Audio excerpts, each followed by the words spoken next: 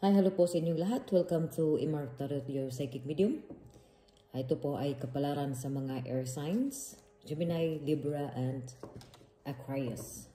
So bago po ang lahat, palalang po na maaari ang iba sa inyo ay makaresonate, maaari din ang iba sa inyo ay hindi. So i-pick nyo na lang kung saan kayo mas nakaresonate, my dear.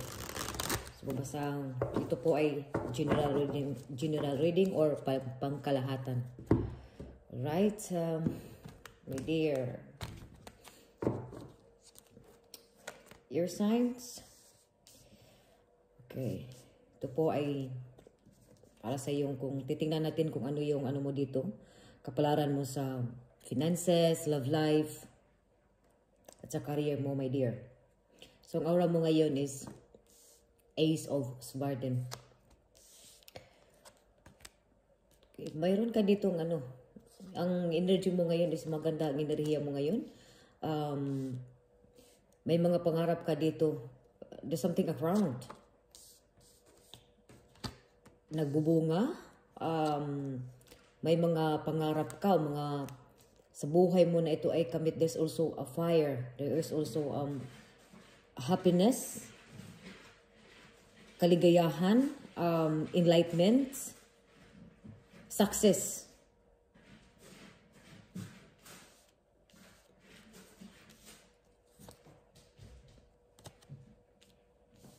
More on ano ka rin ngayon? More on intellectual, marami kang inisip.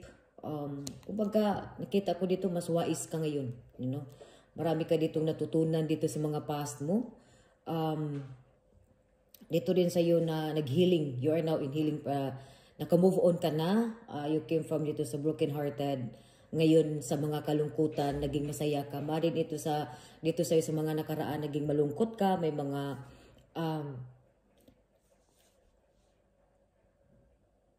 sadness. Ang iba dito sa inyo, broken-hearted. May mga, sa health naman nyo dito, something dito sa iyo na nag-heal na.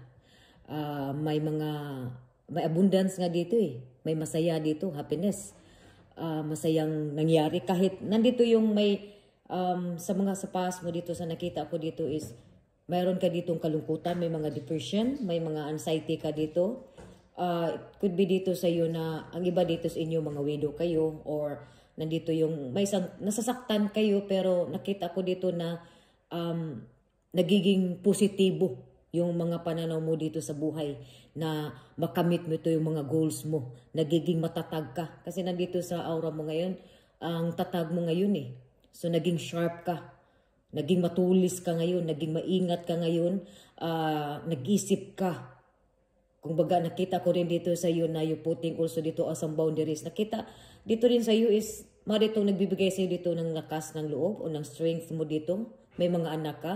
Ang iba dito sa inyo, maritong hiwalay o a single or nandito yung may mga iba dito sa inyo na widow na single parents. Na ito yung nagbibigay sa iyo ng lakas ng loob ang mga anak mo or yung ang anak mo or something dito sa iyo na may pangarap ka dito. It could be, ang iba dito sa inyo, nangarap kayo ng something a mother eh.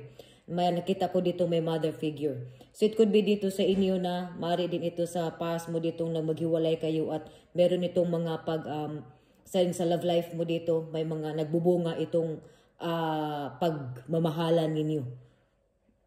Nakita ko rin dito, parang nagbubunga dito. So there's also a mother figure here. At nakita ko rin dito dito yung sa mga past mo, masaya ka kahit na may mga kalungkutan ka pero na may dito may nagbibigay sa iyo ng kasiyahan. It could be dito sa love life mo, titingnan natin to mamaya dito sa love life mo. Dito rin sa iyo sa present mo ngayon, sa kasalukuyan dito naman is may mga something, may partnership eh. So meron ditong merong naging kayo, meron ka ditong sa mga single dito, meron ditong mayroon ka ditong magkakahanap ka dito ng friendship, magkakahanap ka dito ng magkakaano ka dito. Yung sa mga single, may makahanap ka dito ng partner. Sa negosyo dito, maayos din ang kung nagbala ka ditong nagnegosyo, maayos din dito ang negosyo mo dito. At nakita ko rin dito mas more on travel ka. Nandito rin sa iyo na waiting. Something dito may hinintay ka or hinintay ka dito na pera. But you have to give dito din sa iyo na patience. May mga troubles din. Pero nakita ko din dito na may mag-support dito sa troubles mo eh. So, kung baga nandito sa iyo about sa finances mo dito sa nakita ko, is mas maayos ito yung ano mo dito. Panalo ka dito eh. So, maayos dito ang finances mo. This also here sa finances. Financially secure ka dito sa current energy mo dito. Maaari din ito sa trabaho mo. It could be dito may pinaprocess ka dito ng mga papers or documents because of dito the coning of the Swardin.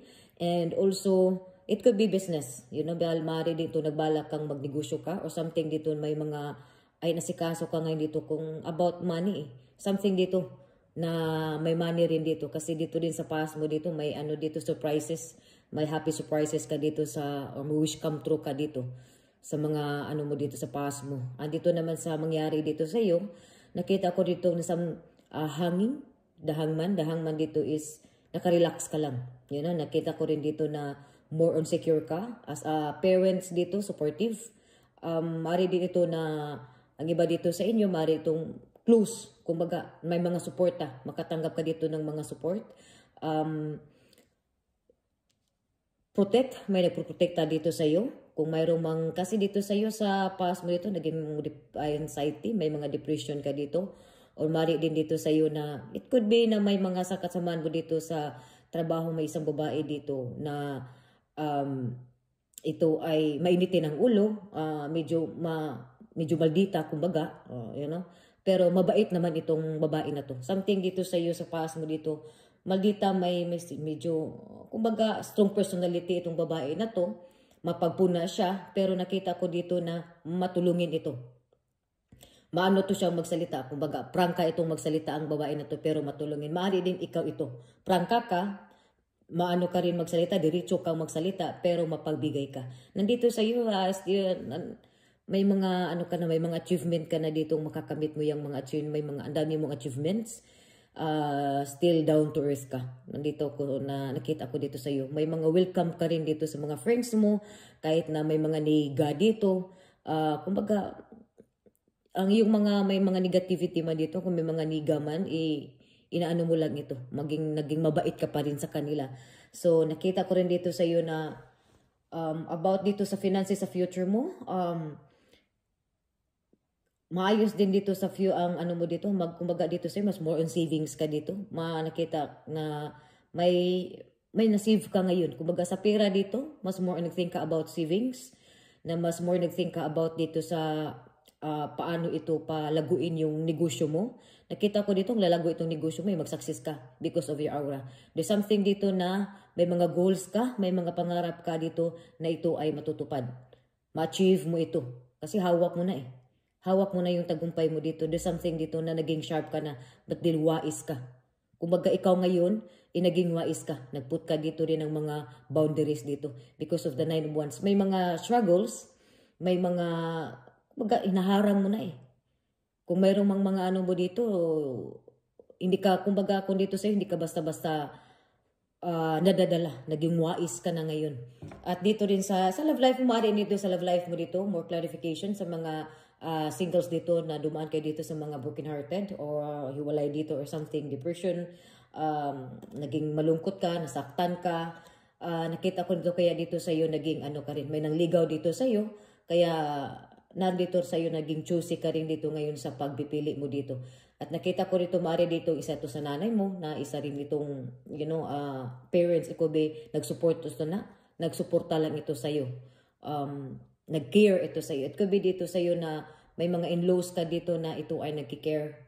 You know, nagki-care ito lang sa iyo. Kung mayroon ka man ditong, nakarinig ka man dito ng mga salita, o maaari itong ikaw, you know, sa mga ano dyan is, nagki-care lang ang tao na yan sa iyo. Dito naman sa iyo sa mga could be, there's also a leadership dito. Nakita ko rin ditong, ikaw itong takbuhan. Kumbaga, nangunguna ka eh. Ikaw yung una, maaari din ito na talagang pag magsalita ka, talagang mag-shine ka dito eh. So, pinakinggan ka, nire-respeto ka dito. At nakita ko dito sa mga nag-apply ng trabaho, nakita mag-success ka dito sa apply mo sa trabaho. Sa health mo dito, mas maayos na yung health mo dito. Wala kang maging problema dito sa health mo. At sa finances mo dito, abundance dito sa finances mo. May more on financially stable ka dito. May nandito din sa'yo more on savings ka, more on planning. Para kung paano mo dito ipalaguin yung negosyo mo. Dito rin welcome ka rin dito. Mas welcome kahit sobra ka. Maraming nakita ko rin dito na may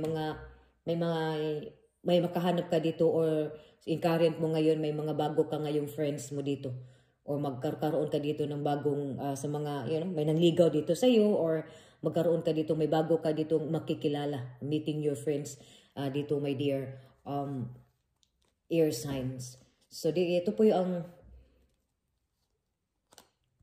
kapalaran na ngayon ito pong kapalaran sa mga air signs. Aquarius, Gemini, and Libra. So dito Libra, i-enjoy mo muna dito yung life mo. As nakita ko dito na maganda, abundance, success, surprises mo dito. May a lot of surprises, happy surprises.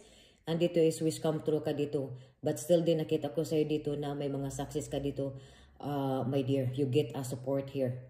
Kung mayroon ka man ditong sa mga single parents, single mother dyan, sa mga nakita ko dito na mas mabuti or maayos na dito ngayon ang takbo ng pamumuhay mo, lalo na dito sa finances. Itong may anak ka dito na ito ay nakapagtapos, na ito ay mag-support dito sa iyo, my dear. So maraming salamat po sa inyong pagpanood at huwag kalimutan na pumunta sa bahay ko or mag-subscribe ng aking YouTube channel, my dear. Thank you so much and God bless you all.